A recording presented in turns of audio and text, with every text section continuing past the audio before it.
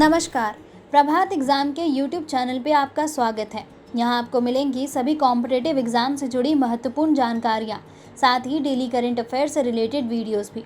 अपनी तैयारी को और बेहतर बनाने के लिए आप डिस्क्रिप्शन में दिए जा रहे लिंक के माध्यम से हमारे व्हाट्सएप ग्रुप से भी जुड़ सकते हैं।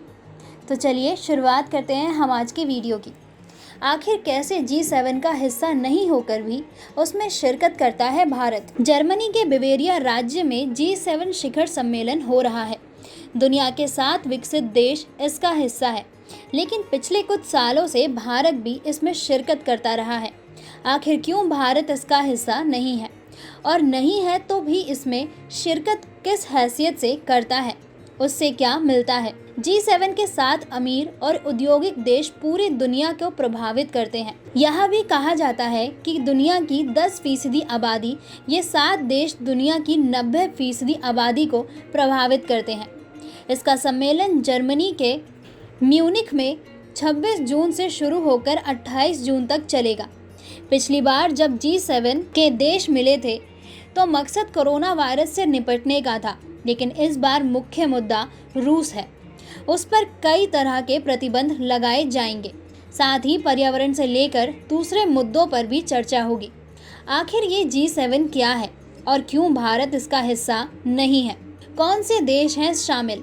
G7 यानी दुनिया की सबसे मजबूत अर्थव्यवस्थाओं से मिलकर बना एक समूह, जिसमें America, Britain, France, Canada, Japan, Italy और जर्मनी शामिल है। मुख्य तौर पर इसका लक्ष्य मानवाधिकारों की रक्षा, कानून बनाए रखना और लगातार विकास है।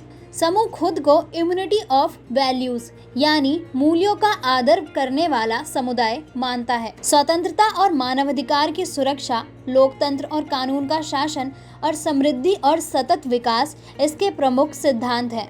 कब हुई इसकी शुरुआत? 25 मार्च 1973 को इस संगठन की शुरुआत हुई थी। तब ये 6 सदस्य देशों का समूह था।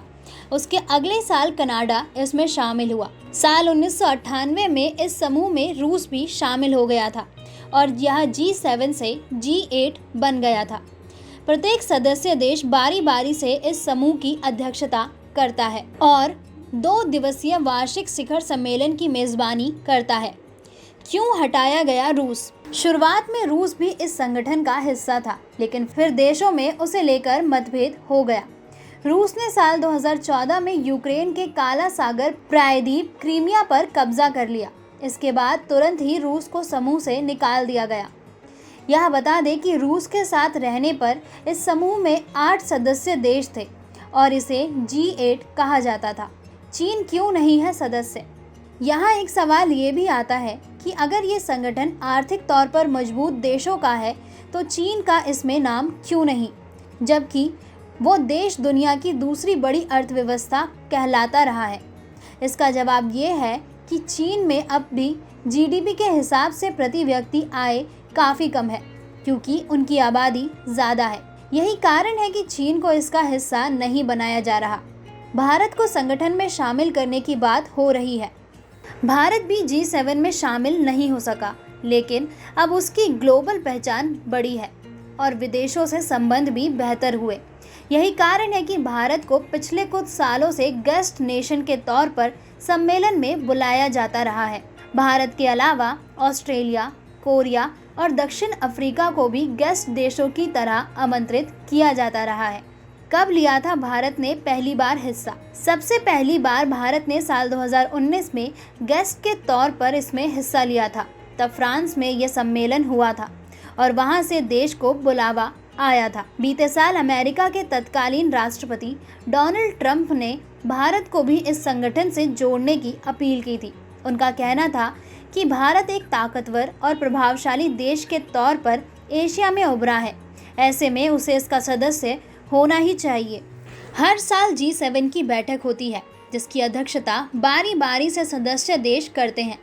सम्मेलन 2 दिनों तक चलता है, जिस दौरान ग्लोबल मुद्दों पर चर्चा होती है और रणनीति तय की जाती है। मुद्दों में इकोनॉमी, देश की सुरक्षा, बीमारियों और पर्यावरण पर चर्चा होती आई है।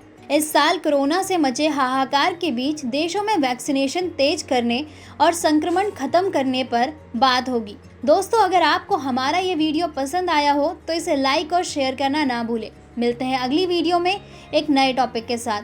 तब तक के लिए नमस्कार।